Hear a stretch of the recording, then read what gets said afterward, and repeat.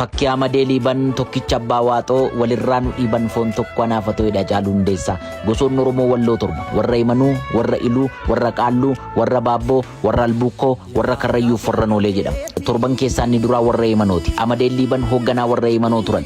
Liiban ilmaan afur qaba. Isaan keessaa tokko Haliimaa Liiban jedhamti. Maatiin warra Liiban mootota warra Yajjuu wajjiniin hariiroo cimsachuuf jecha mootii Yajjuu kan ture Aluulaa Gugsaa Haliimaa intala Liiban akka fuudhu godhan. Haliimaan Liiban Aluulaa Gugsaa irraa ilma Alii jedhamu deesse.